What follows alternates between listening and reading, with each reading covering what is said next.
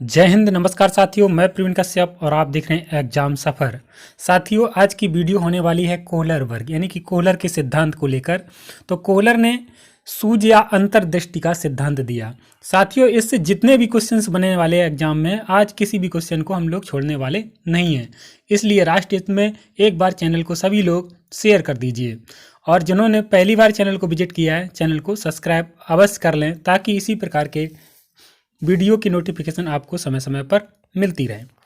आइए, तो कोहलर वर्ग से यदि क्वेश्चन पूछा जाता है तो कोहलर का सूझ या अंतर्दृष्टि का सिद्धांत, इसके प्रतिपादक कौन है? तो प्रतिपादक सिर्फ पूछा जाएगा तो वर्दिमर, और प्रयोगकर्ता तो प्रयोग किसने किया? तो वो प्रयोग करने वाले कोहलर हैं।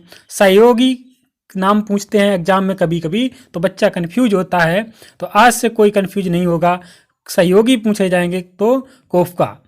प्रयोग किया तो किस पर प्रयोग किया? तो वनमानुष पर प्रयोग किया। किस पर किया? वनमानुष या फिर चिंपैंजी। अब नाम पूछा जाए चिंपैंजी का नाम क्या था? तो चिंपैंजी का नाम सुल्तान था। समय पूछा जाए तो 1912 में किया।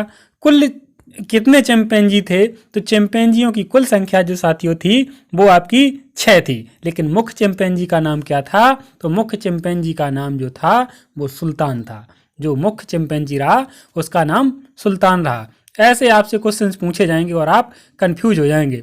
तो आज अगर वीडियो देखते हैं पूरी तो आप कंफ्यूज नहीं होने वाले हैं। अब इसमें आपको कभी कंफ्यूज नहीं होना है कि वनमानुष था या फिर चिंपैंजी था। वनमानुष को ही चिंपैंजी कहते हैं।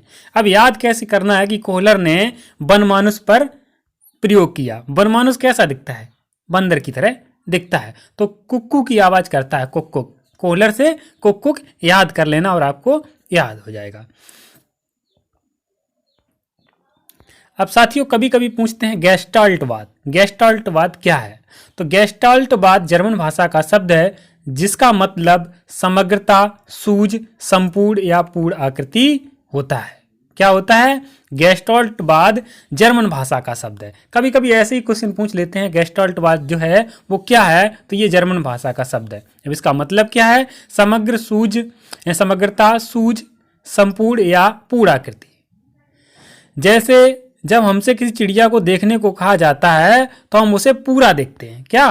पूरा देखते हैं, ना कि अर्जुन की तरह उसकी आंख। जबकि गेस्टाल्टवाद का मतलब होता है उसको पूर्ण रूप से देखना। क्लियर हो गया? प्रतिपादक कौन से हैं? तो वर्दिमर, कोफका और कोहलर। गेस्टाल्टवाद का अर्थ, गेस्टाल्टवाद का अर्थ है समस्या दिखने पर ही उसका हल संभव है। क्या? जब तक समस्या नहीं दिखेगी तब तक उसका हल संभव नहीं है। बिना समस्या के हम लोग उसका हल नहीं निकाल सकते हैं। नोट में बहुत ही इंपॉर्टेंट मैंने लिखा है, अंतर्दृष्टि सिद्धांत की व्याख्या कोहलर ने अपनी पुस्तक गेस्टाल्ट साइकोलॉजी में 1959 में की। याद रखना, VIP मतलब वेरी वेरी इंपॉर्टेंट क्वेश्चंस, इसको डाल लेना पॉइंट को कि अंतर्दृष्टि सिद्धांत की व्याख्या कोहलर ने अपनी पुस्तक किसमें की? Gestalt psychology. गेस्टाल्ट साइकोलॉजी, भाई गेस्टाल्टवाद है तो गेस्टाल्ट साइकोलॉजी में कब की? तो 1959 ईस्वी में की। इसके अलावा कुछ और पूछने वाले नहीं हैं। चलो अगली स्लाइड पर चलते हैं। आप समझ सकते हैं कि इन स्लाइड को बनाने में कितना मेहनत लगता है, तो इसलिए एक बार सभी छात्र चैनल को सब्सक्राइब कर लें और अपने दोस्तों के साथ शेयर कर दें। कोहलर के सिद्धांत, कोहलर के सिद्धांत के क्या क्या नाम हैं उन्हें देखते थे। संपूर्णवाद का सिद्धांत, तो क्या नाम आएगा? कोहलर। अवयवीवाद का सिद्धांत, कोहलर। समग्रतावाद का सिद्धांत, समग्रवाद का सिद्धांत किसने? कोहलर। गेस्टाल्टवाद प्रयोगकर्ता कौन? कोहलर। तो इन चारों पॉइंटों को आपको याद कर लेना है कि इनमें कोई भी पूछता है, संपूर्णवाद का सिद्धांत पूछता है तब भी कोहलर आएगा, अवयवीवाद का सिद्धांत पूछता है तब भी कोहलर आएगा, समग्रवाद का सिद्धांत आता है तब भी कोहलर आएगा, गेस्टाल्टवाद प्रयोग करता तब भी कोहलर आने वाले हैं। अंतर्दृष्टि अधिगम देने का श्रेय कोहलर को जाता है। इस सिद्धांत के सहयोगकर्ता कोफका भी थे। अंतर्दृष्टि अधिगम देने का श्रेय किसको जाता है? तो अंतर्दृष्टि श्रेय कोहलर को जाता है, लेकिन इसके सहयोगकर्ता कौन है? कोफका। सहयोगकर्ता इसके कोफका भी हैं। सूझ का सिद्धांत संज्ञानात्मक कार्य को बल देता है। क्या? सूझ का सिद्धांत संज्ञानात्मक कार्य पर बल देता है। ये भी इंपॉर्टेंट क्वेश्चन है, एग्जाम में कई बार पूछा जाता है। कई बार पूछा जाता है कोहलर कहाँ के निवासी थे, तो कोहलर जो थे वो जर्मनी का निवासी था, मतलब जर्मनी के रहने वाले थे। इसके अलावा कोई पॉइंट नहीं। अगले स्लाइड देखते हैं साथियों, कोहलर का प्रयोग। तो कोहलर के प्रयोग में कोहलर ने किस प्रकार प्रयोग किया? कोहलर ने अपना प्रयोग सुल्तान नाम के चिंपैंजी पर किया। चिंपैंजी यानी कि बनमानुस। क्या? चिंपैंजी को क्या बोल सकते हैं? बनमानुस। बार बार क्लियर कर रहे हैं कि चिंपैंजी बनमानुस एक ही बात है, कोई भी बच्चा यहाँ पर कंफ्यूज ना हो।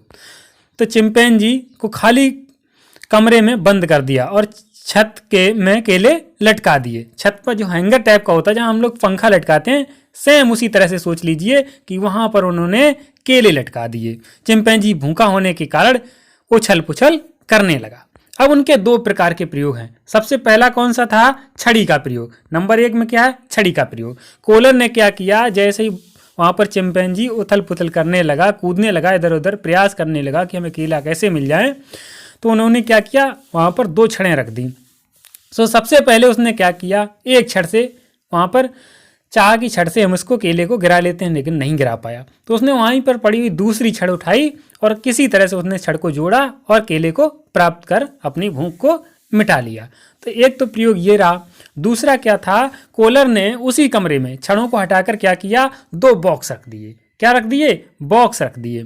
तो फिर क्या किया, चिंपैंजी को जब छड़ें नहीं मिली तो उसने क्या किया, एक बॉक्स को रखा, प्रयास किया, नहीं पहुंचा, फिर बॉक्स के ऊपर उसने बॉक्स रखा। इस तरह से उसने केलों को प्राप्त कर लिया और अपनी भूख को मिटा लिया। इस तरह से उनके दोनों प्रयोग रहे।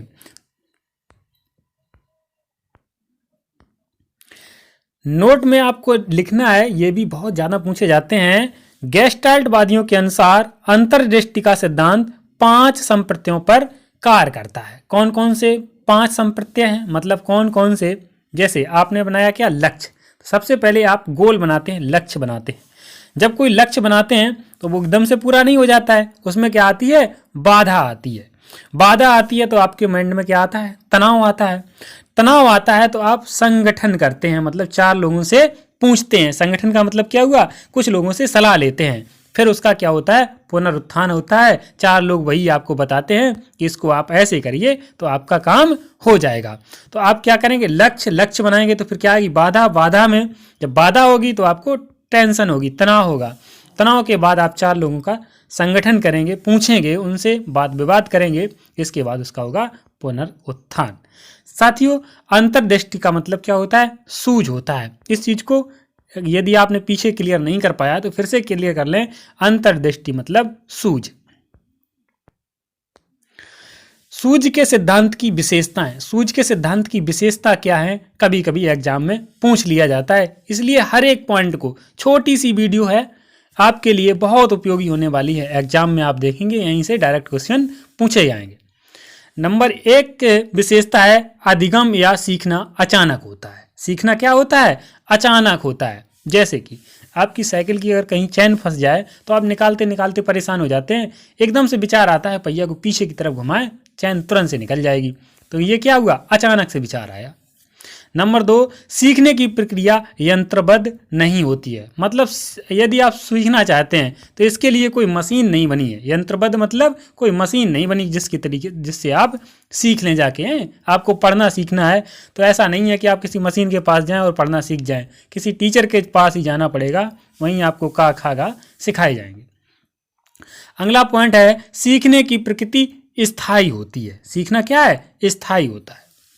अगला चौथा पॉइंट है सीखने की प्रकृति संज्ञानात्मक होती है। यह भी कभी कभी पूछा जाता है, सीखने की प्रकृति कैसी होती है, तो आप कहेंगे संज्ञानात्मक होती है। अधिगम या सीखना अचानक होता है। सीखना क्या होता है, अचानक होता है। जैसे ही आपके माइंड में कोई विचार आएगा, अचानक से आप सीख जाएंगे।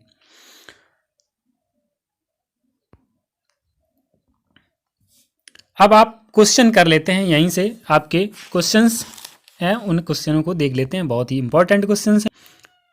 पहला क्वेश्चन आपके सामने है, अंतर्दृष्टि मतलब सूझ द्वारा सीखने के सिद्धांत में कोहलर ने प्रयोग किया। कोहलर मतलब कुकी की आवाज कौन देता है? तो ये बंदर देता है।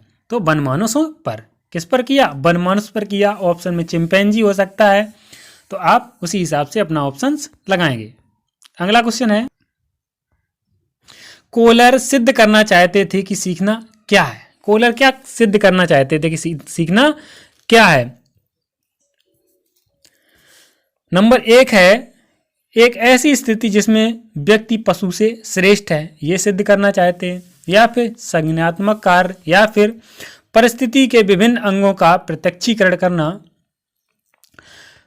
डी ऑप्शन है, स्वायत्त ऐच्छिक होता है। तो इसमें सही आंसर होगा संज्ञानात्मक कार्य। यही तो मैंने अभी आपको बताया था, संज्ञानात्मक कार्य। बस इन्हीं पॉइंटों को याद रखना है। अब देखिए कितना सरल सा क्वेश्चन आया, अंतर्दृष्टि के सिद्धांत के प्रवर्तक कौन माने जाते हैं? यदि आपने वीडियो को पूरा ध्यान से देखा है बिना स्किप किए, तो आप ऑप्शन मार चुके होंगे। अंतर्दृष्टि के सिद्धांत के प्रवर्तक माने जाते हैं, तो अंतर्दृष्टि किसने दी? कोहलर ने। किसने दी? कोहलर ने। इसका सही आंसर क्या हो जाएगा? कोहलर हो जाएगा। तो आज की वीडियो यहीं पर एंड होती है। यूपी टेट, सी टेट और बीएड के लिए हमारे चैनल को सब्सक्राइब कीजिए। पूर्णतः राष्ट्र हित में शिक्षा को समर्पित चैनल है, तो आप एक बार सब्सक्राइब जरूर कर लीजिए।